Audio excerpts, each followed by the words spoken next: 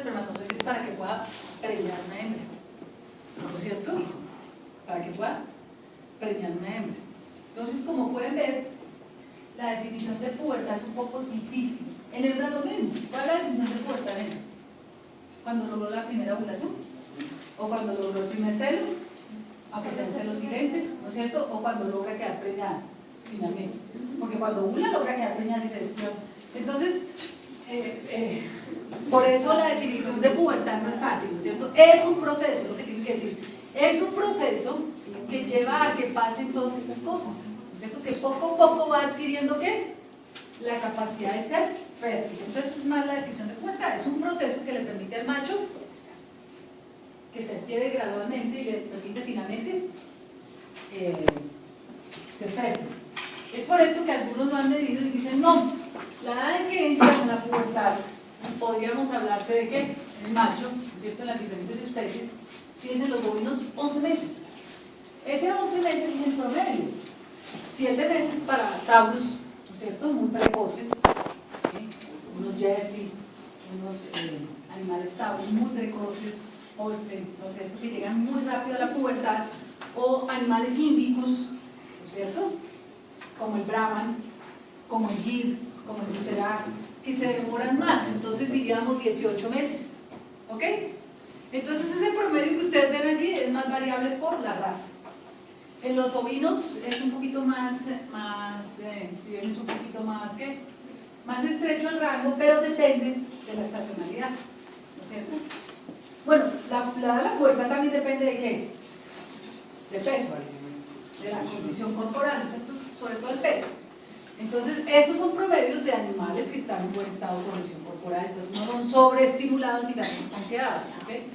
Porcinos y equinos. Fíjense que los equinos igual, 10 a 24 meses, también podría variar. ¿Por qué? Por la estacionalidad y por la raza. Y las razas pesadas, muy pesadas, se van a demorar. Las razas de tiro, ¿no es cierto?, se demoran un poco más, como en las hembras. Miren que es lo mismo, las hembras la da la puerta, la segunda columna presenta eso. Aquí están ya las diferencias por razas, lo mismo entre machos, ¿sí?, entre machos. Cada raza, si ustedes ven las más demoraditas, las índicos, ¿no es cierto? Ven la gran diferencia, 9 animales mucho más precoces. Los tauros de carne son un poquito más demorados que los tauros de leche. En los cerdos, ¿no es cierto?, en las ovejitas. En las ovejitas también tendríamos problemas de estacionalidad. Repasando, ¿se acuerdan de su fisiología de la reproducción del semestre pasado? O cuando lo hayan visto. ¿Qué pasa allí? ¿Se acuerdan alguien que me explique qué era esa figura? ¿Para qué sirve?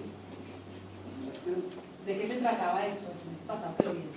De que en el macho pues también se encuentra la alfa proteína, pero no es compatible con la testosterona. Entonces la testosterona tiene la capacidad de pasar la barrera hematoencefálica y ahí por unas reacciones bioquímicas se va a convertir en estradiol, y el estradiol es el que determina el hipotálamo. ¿Y qué quiere decir que definitiviza el hipotálamo?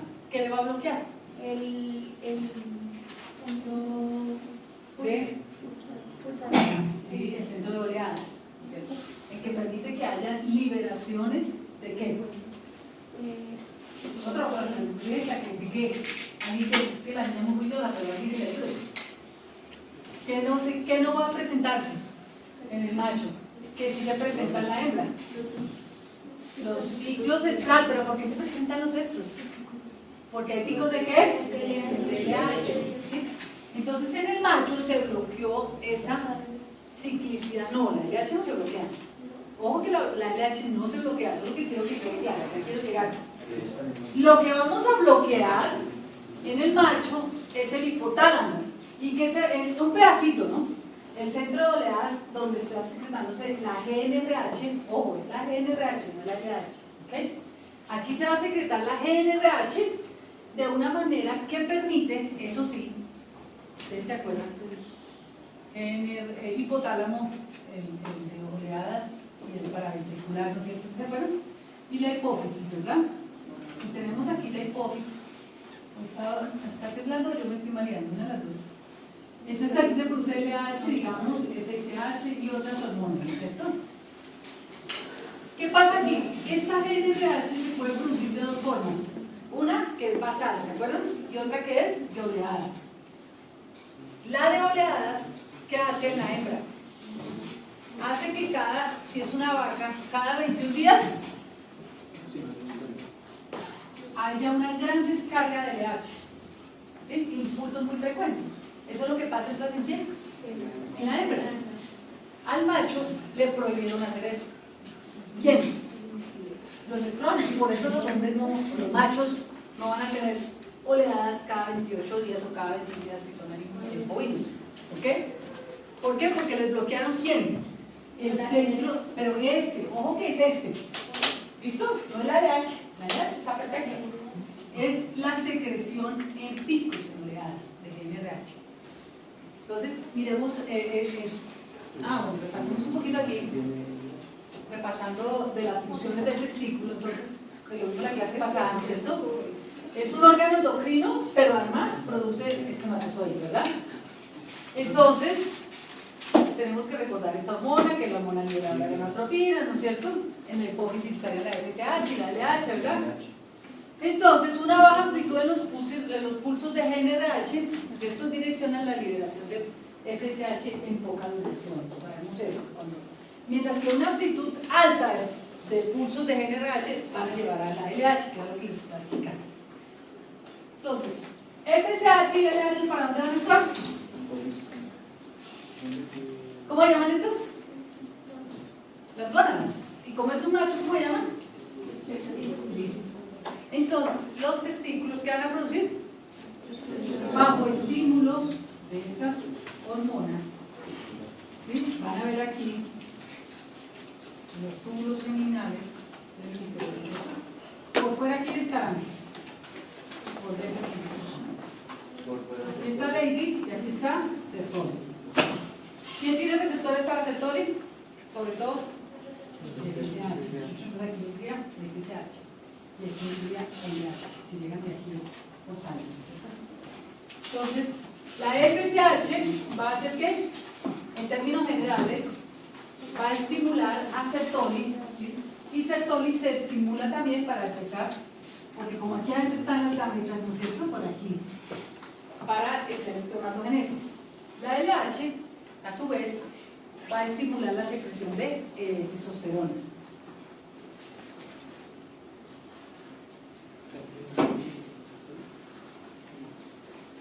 Entonces, en el macho, ¿sí?, esta es la secreción de hormonas.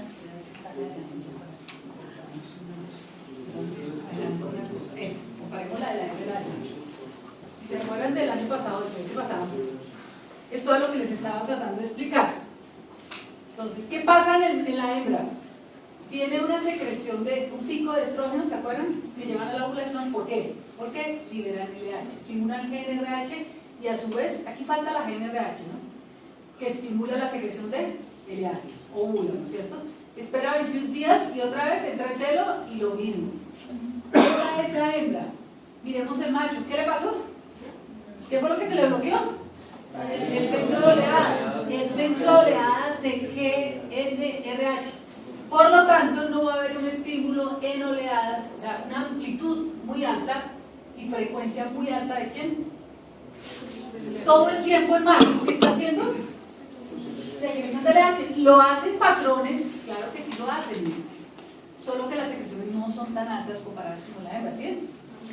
Entonces lo hacen en frecuencias, mire, hace picos, pero esos picos no son tan altos, todo el día, no, cada 4 a 6 horas hace picos de LH, o cada 4 a 8 horas, dependiendo de la especie, hace picos de LH, ¿ok? En respuesta a una secreción basal, el otro centro, no el oleado, sino el tónico de GNRH, que lleva LH, ¿lo ven? Entonces, hay otra gran diferencia. ¿Quién es la que estimula entonces en la hembra? Los estrógenos, ¿no es cierto?, llevan a que haya liberación de GNRH. Ay, Dios. Y a su vez LH, que llevan a la ovulación de un óvulo, ¿no es cierto? Esto es lo que pasa aquí en la colina. ¿Sí así o no? De acuerdo a fisiología. Entonces, ¿qué pasa en el macho? En el macho, vamos a ver ahorita que lo que tenemos es que una constante de cada 4 a 6 horas, porque baja la testosterona, ya vamos a ver ese perfil. Pero si ustedes ven, en el macho primero hay una LH y luego sí el esteroide. ¿Sí ven la diferencia? En la hembra es el esteroide que estimula la secreción. En el macho es la testosterona. ¿Sí? Mírenla. Perdón, es la LH la que lleva un estímulo de testosterona. ¿Por qué? Parece que iba negativo. ¿Sí? Y aquí, ¿qué pasa? Entonces, la LH en el macho, mírenla, vimos acá, ¿sí? ¿Incrementa qué? Secreción de testosterona, ¿no es cierto? Positivo. Entonces, si ustedes ven aquí, una concentración alta de LH lleva a estimular el Leydig para que produzca testosterona. Luego los niveles de testosterona en unas horas vuelven y bajan. ¿Qué pasa? Vuelve la LH, sube. Quiero que se memoricen eso. ¿Por qué? Aquellos que les gusta inyectarse anabólicos o creen que a un macho dándole testosterona se va a mejorar su libido, ¿qué les pasa? ¿Qué creen? Lo matan. No lo matan, le dañan todo el sistema reproductivo. ¿Por qué? Porque ejerce un efecto negativo sobre la hipófisis y el hipotálamo. ¿Entendieron?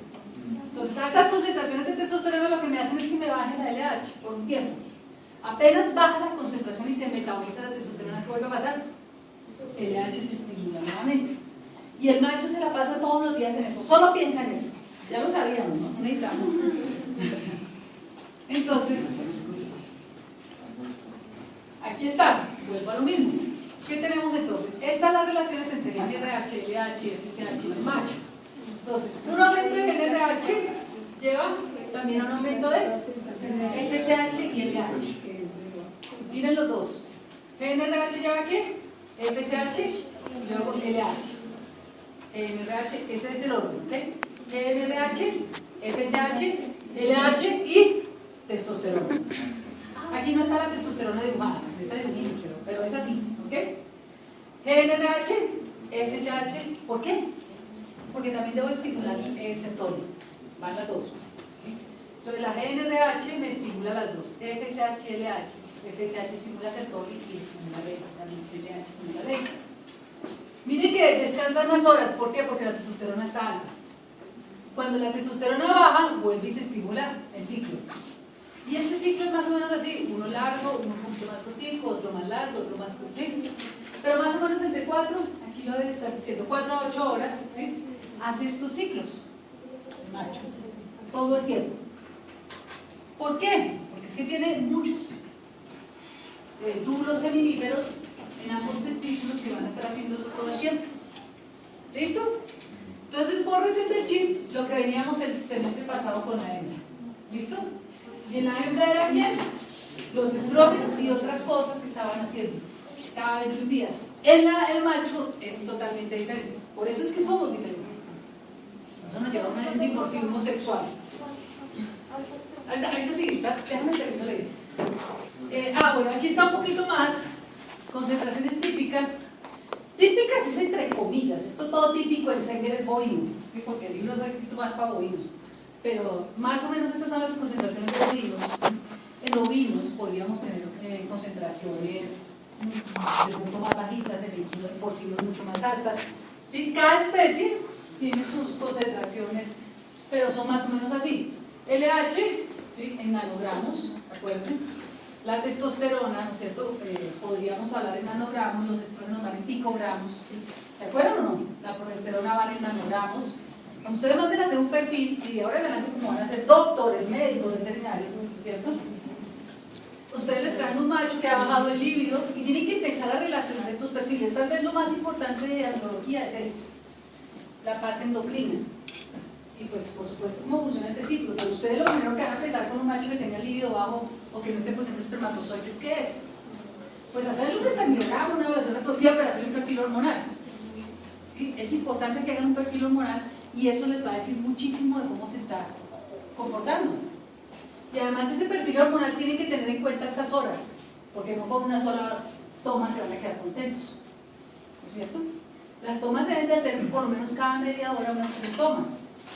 ¿sí? O una inicial y luego una final. ¿Para qué? Para que por lo menos tomen esta variación, porque si lo toman aquí van a decir que el macho no está reproduciéndose, ¿no es cierto? ¿Sí me hago entender? Tienen que encontrar estos picos y estas bajadas.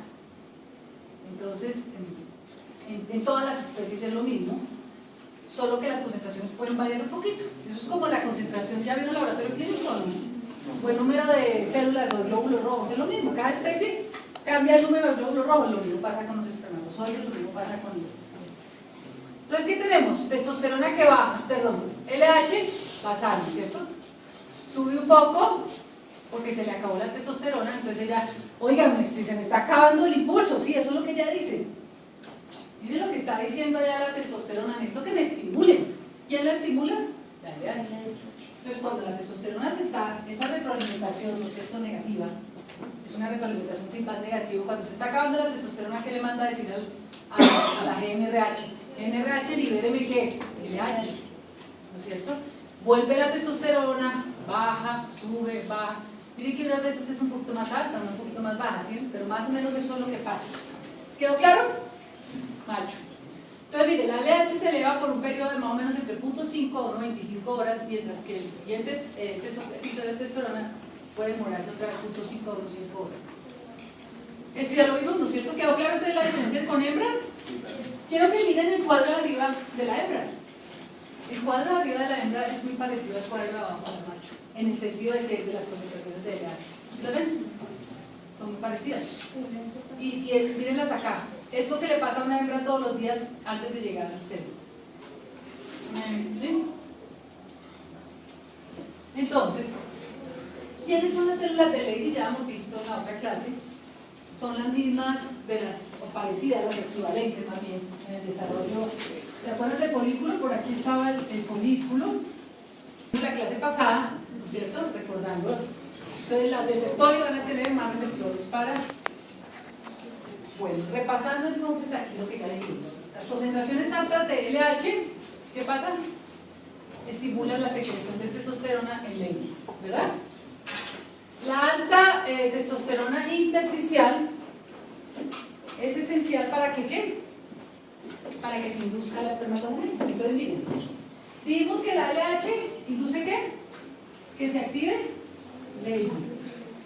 Leydig produce testosterona que se va a ir aquí, para acá, para Sertoli y para todo ese espacio intersticial, ¿sí?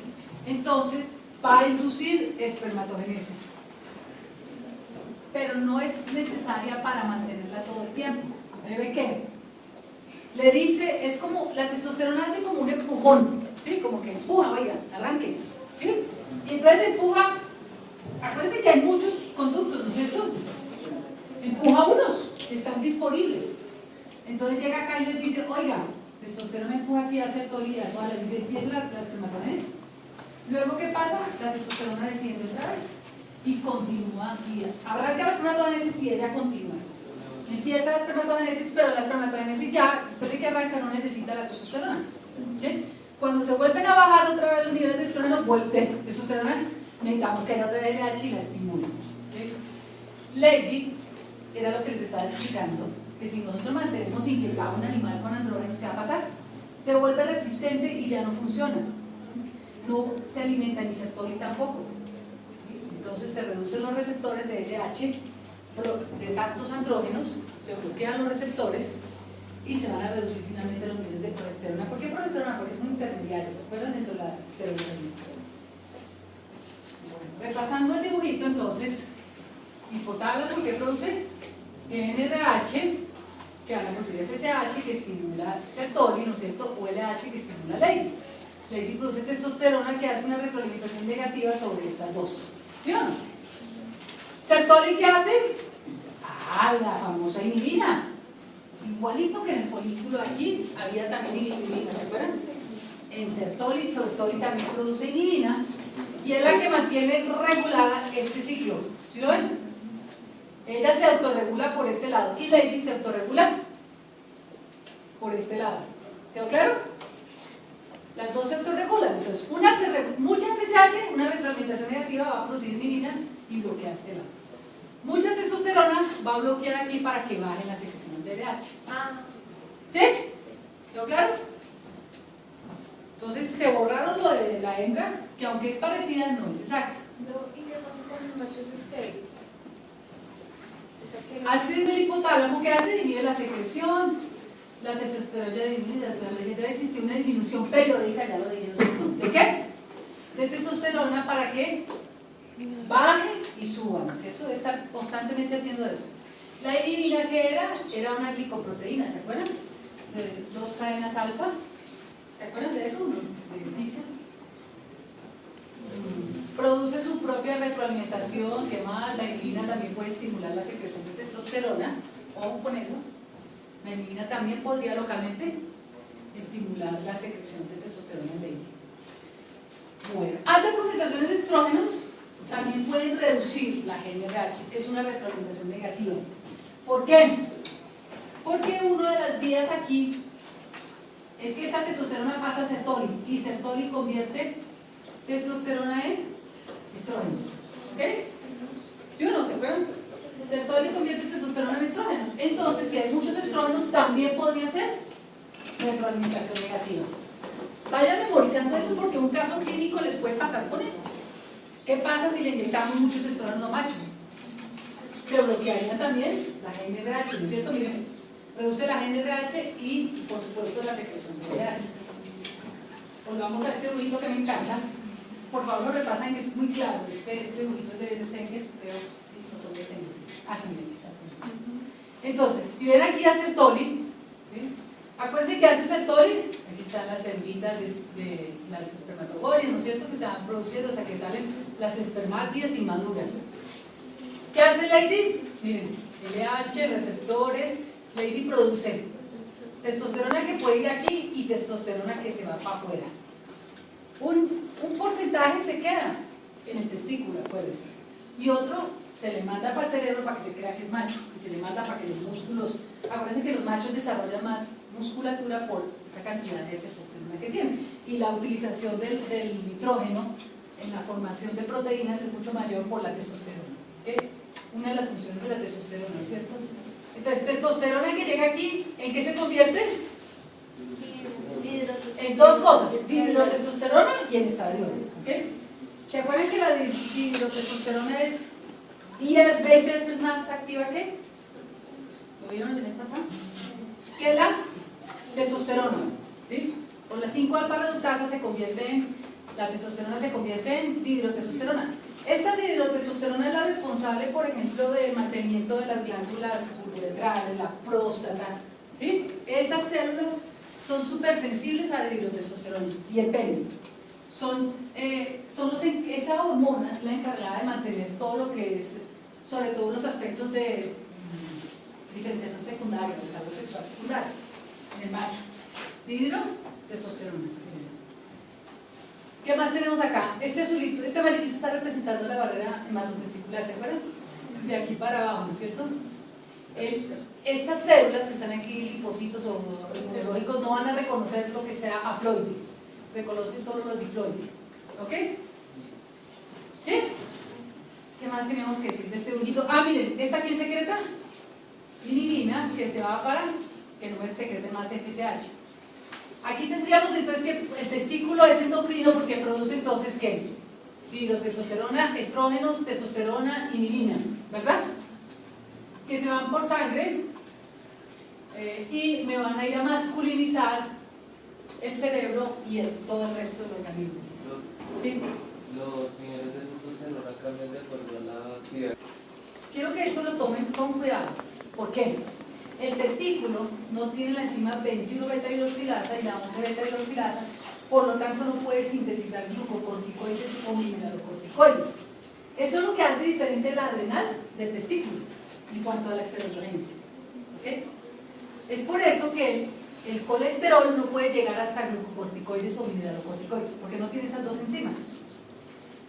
Si ustedes se acuerdan en el desarrollo embrionario, es que me gusta tanto la embriología, el riñón está por aquí, la adrenal está por aquí y la gónada está por acá.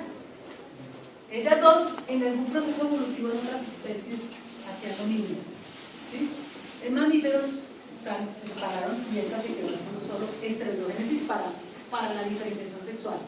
para que sea macho y hembra, ¿ok? Y esta se quedó haciendo la adrenal, se quedó haciendo la parte de minerales córticos que son esteroides también, ¿ok? El testículo, en cambio, que no lo tiene la adrenal, posee la glicita beta hidroxisteroidea deshidrogenasa, que es la que va a ser la única que es capaz de convertir la androstenediona a testosterona. ¿Qué quiere decir? Que la androstenediona se produce también en la glándula adrenal. La androstenediona también tiene algo de andrógeno, ¿sí? Por eso podría ser masculinizante hasta cierto grado, ¿ok? Tiene algo de andrógeno. Entonces, cuando hay alteraciones del adrenal, podrían haber alteraciones de alguna parte que puedas masculinizar un poco, una excesiva concentración de esas hormonas del adrenal, ¿okay? Que lleven a este vía. Entonces, cuando vean algo de patología y que se relacione con algo de macho, o por ejemplo que hay problema de Cushing, ¿se acuerdan de esas enfermedades? Van a ver que hay problemas de piel, pero que también se relacionan con andrógenos. Es por eso que se relaciona con eso. Pero el macho en el testículo sí puede convertir la androstenediona a testosterona, que es mucho más masculinizante. ¿Quedó claro? Por lo tanto, el producto final del testículo es la testosterona antes que esta hormona, que son los productos finales de la corteza adrenal. Sí, en el testículo, solamente. En la adrenal se queda ahí. Aclarémoslo un poquito hasta acá. ¿Sí? En la producción de esteroides, ¿de dónde vienen los esteroides? Mírenlo acá. Colesterol, ¿cierto? Que se convierte. ¿Quién fue? El colesterol, pregnenolona, ¿no es cierto? Hidroxipregnenolona y progesterona. ¿Quién hace progesterona? ¿En qué célula se ocurre la progesterona? ¿En qué célula? Pues en el mismo Leydig. ¿Sí? Leydig puede producir progesterona, los machos pueden producir progesterona. ¿Sí? Podrían hacerlo si quisieran pasarlo para esa vía, pero no. Ellos lo pasan derechito. ¿A quién? De hidrosandesterona, ¿no es cierto? La convierten en un andrógeno que se llama testosterona. Y el macho también es capaz por eso de producir estradiol. En cambio, las células, acuérdense que la teca interna, ¿a quién equivale en la hembra? En el macho, a Leydig. ¿Quién es la teca interna en la hembra después? La célula luteal. ¿Se acuerdan que el cuerpo nuestro se forma de qué? De las células de la teca interna y de la granulosa. Entonces, en la hembra pues puede llegar a este paso, ¿cierto? En las adrenales, todas estas se pueden convertir hacia cortisol, ¿sí ven? Lo que pasa es que estas enzimas las vamos a tener en la adrenal para que llegue a corticosterona o mineralocorticoides. Estas enzimas no las tiene el testículo, estas sí las tiene el testículo, ¿ok? Ahí están, la número 5, 8, perdón. 18 de oxidas aromatasas, que son las que tienen los testículos y las células de la granulosa, todas las aromatasas. Entonces volvemos atrás y volvemos al mismo concepto. Si esta cosa me volviera para atrás. Ahora sí. Entonces, primero, el testículo no tiene la enzima 21-beta-hidroxilasa y la 11-beta-hidroxilasa, por lo tanto no puede sintetizar ¿qué? Glucocorticoides o mineralocorticoides, ¿ok? El testículo posee una enzima adicional que no la tiene la adrenal. ¿Cuál? La 17-beta-hidroxisteroidasa deshidrogenasa, que es la que va a convertir ¿qué? La androstenediona, busquémosla aquí donde está nuestra androstenediona, que estaría aquí en este paso, ¿no es cierto? De esta enzima, esta androstenediona, ¿no es cierto? La pasaría a testosterona. Este paso no lo tiene solamente el testículo, no lo tiene la adrenal, ¿ok? La testosterona no se activa en todos los tejidos que son blancos de los andrógenos. Algunos son más activos con la dihidroxitestosterona. ¿Se acuerdan? ¿Les digo ahorita? La dihidroxitestosterona entonces es muchísimas veces mucho más activa. Y eso ha sido transformada por la 5-alfa redutasa, se llama esa enzima. Bueno. ¿Quién transporta la testosterona? Las globulinas, ¿no es cierto? Hay unas proteínas que se llaman las ABPG, las proteínas ligadoras de andrógenos. ¿Quiénes? No te hago. ¿Sertolino? ¿Sertol también? No, ¿quiénes transportan? No, el sertoli la produce, no la transporta. O sea, los esteroides no pueden ir sueltos por el sistema circulatorio. ¿Por qué? Si fueran sueltos, los esteroides son ¿qué? Lipofílicos, ¿no es cierto? ¿Qué quiere decir esto? Que esto es una capa de fosfolípidos. ¿Se acuerdan? Una bicapa de fosfolípidos. La membrana es una bicapa de fosfolípidos. Una bicapa de fosfolípidos. ¿Qué pasa? En el primer punto donde pongamos un esteroide se meten, porque ellos adoran las bicapas fosfolípicas. Entonces los esteroides, como los andrógenos y los estrógenos no pueden ir sueltos, digamos, deben ir pegados a una globulina, a una gran proteína que los transporta y los coloca en el tejido blanco. ¿Okay? Esas, por ejemplo, globulinas son las que los transportan. Muchas de ellas se producen en el hígado y estimulan las proteínas transportadoras ABPG, se llaman también. Yo lo dije. Bueno, entonces, ¿para qué sirven los andrógenos? Pues en el feto, si vieron andrología, van a hacer que se forme todo el tracto reproductivo, ¿no es cierto? En la pubertad incrementan la masa muscular. Ustedes ven que los machos cuando empiezan a llegar a la pubertad empiezan a engrosar, ¿no es cierto? El crecimiento, el cierre de las placas epifisiarias hace que crezcan las epífisis de los huesos, ¿no es cierto? ¿Se acuerdan? Para que crezcan los huesos, hace que crezca el pene, las vesículas seminales y que tenga comportamiento de macho. Dicen que las hembras es más, se queden quietas, ¿no es cierto? Esos esteroides, toda la parte de feminización, hacen lo que es la lordosis. En cambio, un macho que no ha sido masculinizado, ¿qué le pasa? ¿Qué podría hacer? Por ejemplo, podría quedarse quieto, hacer lordosis, que lo monte otro. ¿Sí? En cambio, si ustedes vieron la diferenciación sexual, ¿qué hace? Le dice al macho, le dice a la amígdala, por ejemplo, a varias partes del cerebro, le dice cómo ser macho en la vida fetal. ¿Sí? En la vida fetal, él recibe esteroides y le dice, mire, usted se la va a montar a los demás. ¿Sí? Usted no se puede dejar montar. Eso es lo que pasa en los machos, cuando hay masculinización. Entonces, en la amígdala, en el prosencéfalo, se le va a desarrollar más el órgano vominonasal. Entonces, hay una serie de partes del organismo que le van a decir eso. Va a tener el líbido y espermatogénesis. En el adulto, pues además de todo lo anterior, ¿sí?, va a empezar toda esa retroalimentación negativa para que suba y baje. ¿Okay? Fíjense que cuando es niño eso no existe. Exacto.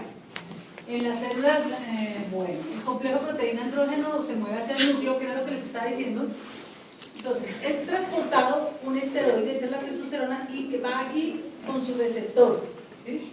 Hay un receptor intracitoplasmático de andrógenos, viene por acá, entra y llega al núcleo.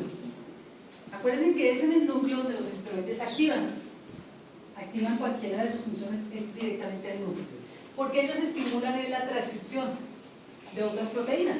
Entonces, cuando el esteroide llega aquí, le dice al núcleo, a un pedacito del DNA, empiece a transcribir RNA, ¿no es cierto? Y hágame proteína. ¿Qué proteína? Depende, el órgano donde llegue.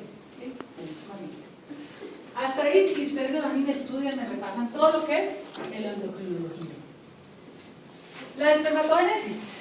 Entonces, primero que todo, aunque se acuerdan que les dije que era como la fábrica de Coca-Cola, ¿no es cierto? Bueno, la fábrica de Coca-Cola, que necesitamos, que le estén poniendo una buena energía, ¿no es cierto? Que no se vaya la luz, porque si no se para. Que tenga agua, ¿no es cierto? Que le traigan azúcar, que le traigan fructosa, que le traigan todas cosas, ¿para qué? El caramelo, para hacer Coca-Cola.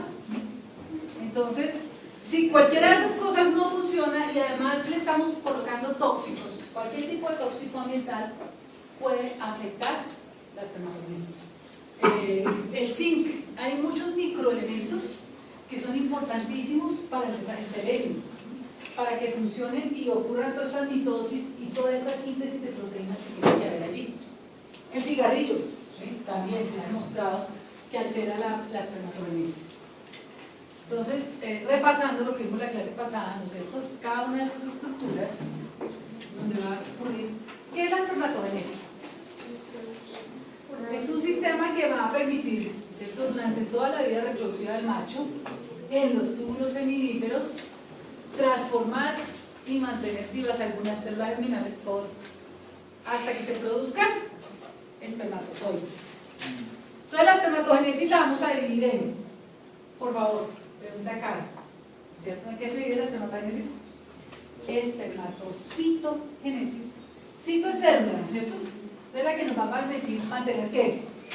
El número de células constantes y que no se nos vayan a perder ¿quién? Las espermatogonias. Aquí se multiplican las espermatogonias, ¿ok? Y las células germinales anteriores, de que se diferencian. Aquí tendríamos que meiosis, que es la reduccional, ¿no es cierto? Es la que nos permite pasar de 2N a 1N. ¿Y la espermiogénesis para qué sirve? Para hacer el terminado, el acabado de la botella, ¿no se acuerdan la de Coca-Cola? Entonces, ¿para qué es la espermiogénesis? Para poner la tapa, la marca, el sello, empacarlo. Esa es la espermiogénesis. Entonces, espermatocitogénesis es para qué? Para mantener las 2N, ¿no es cierto? Todas las 2N, todas las células que son 2N, las espermatogonias. Espermatogonias tipo A, A1, A2, espermatogonias tipo B. Espermatogonias. Luego entran en un proceso de meiosis, o sea, para producir haploides. Y finalmente a una célula haploide, ¿qué hay que hacerle? Pues ponerle la colita y la cromosoma y todas otras cosas. Esa es la espermiogénesis. ¿Quedó claro? Las 3 etapas. ¿De quién? De la espermatogénesis. Génesis es producir, ¿no es cierto? General. ¿Quién? El espermatozoide. Entonces, en términos generales se llama espermatogénesis, que se divide en estas 3 etapas. ¿Se lo aprendieron? Más claro no puedo ser. Ahora vamos a ver cada una de ellas.